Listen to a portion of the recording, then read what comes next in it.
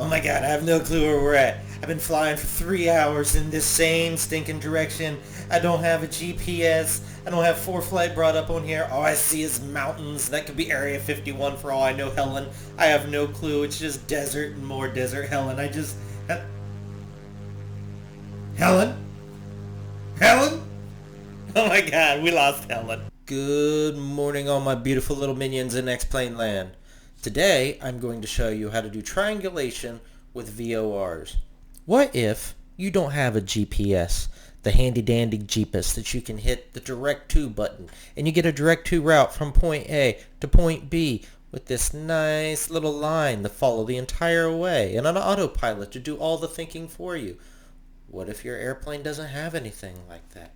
What if you jump inside of it and you have the same transponder that the very first man that landed on the moon probably had for instrumentation? I'm pretty sure this has rocks, crystals, trolls, fairies, every other kind of mythical being inside of it that would make it work. And I'm almost positive Magellan had a better set of instruments. Sorry, coffee, burp, got me right there. But anyway, today we're in the Coronado Cessna 185. It's for XPLANE 10, I think, but it works pretty good in XPLANE 11 for the most part. But we're going to jump up in here, and I'm going to show you guys on how you can figure out where you are. Where are we? We are at this little airport right here, Lordsburg, and we're going to take off, and we're going to find where we're at using only these VORs. Let's see if we can figure it out. Alrighty, jumping up here inside of the cockpit, flight deck, whatever you want to call it. And we're going to go ahead and get our fuel turned on to both. Tail wheel lock is turned off. Track IR having a mind of its own. You know what? I'm not in the mood for it today. We'll just turn it off for right now. And we're going to go ahead and get our alternator and whatnot turned on.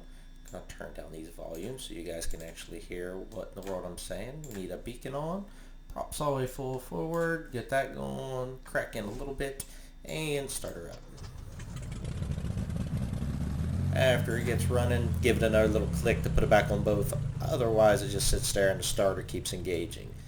Gonna get the avionics on, and since I've done this multiple times already and boogered up all of them, what do you know? We already seem to have the frequency saved in here. Couldn't have gotten any luckier if I wanted. It's almost as like I've recorded this 500 freaking times already. Get our DG lined up with our magnetic compass, like so, and we shall head on out to the runway and get this thing off the ground.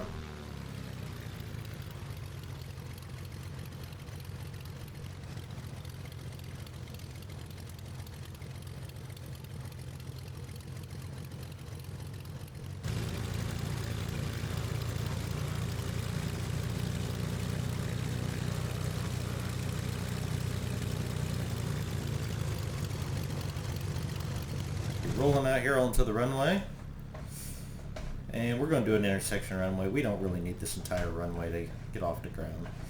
A lot of people swear that flying tail wheels on XPLANE is almost impossible and annoying because all they want to do is ground loop and spin. The trick I have found is pull your manifold lever back just a smidge, self lined up with the runway, and like flying a real tail wheel plane, slowly throw the power in. So you got full power. Use your rudder pedals to keep you down the runway. As soon as the tail comes up off the ground, we'll have authority over the controls back there, make things a little bit easier, like so. Go ahead and throw in the remainder of your power. Keeping yourself on the runway, there's about 70, and we should fly and come right up off the ground. Look at that. And we didn't even put it in a ditch. Let's get some altitude and I'll show you how to do this triangulation stuff.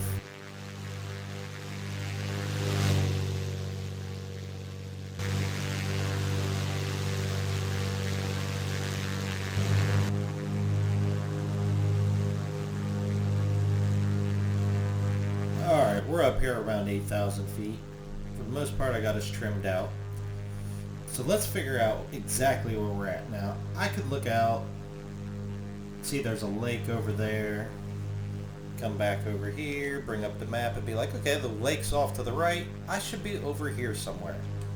But what if I would want to just be a tad bit more precise as to where I'm at? that's where this whole triangulation thing is going to come into play. Now, I have this VOR, San Simon, I believe, 15 fours tuned in. Now, if I was to line this up, wrong way, I believe I was going the right way the first time. Mouse is doing its own thing today. Come on, there we go. Okay. Now, if I was to line this up, it's going to tell me to fly about 260 to go direct to that. It's going to give us the number on this side. I don't want that. I want the from radial because it's a lot easier to draw the line out of the from radial. So we're going to go ahead and spin this around. We got the flag saying we're going a from, so that means this is the radial that I would be on. So we're looking at about 080 is what I want. So I go to the center here, find 080, which I think is right about there, and bam, draw a line. Next one we're going to use is Silver City VOR, which is right here. It's at number 2. Same thing, I want it to have the from indication. So we'll go ahead and swing this around, and that seems to be about 215. So we come up on here, center, there's 210, there's 215, bam. So since we're heading south for the most part, a few seconds ago our plane would have been exactly right there.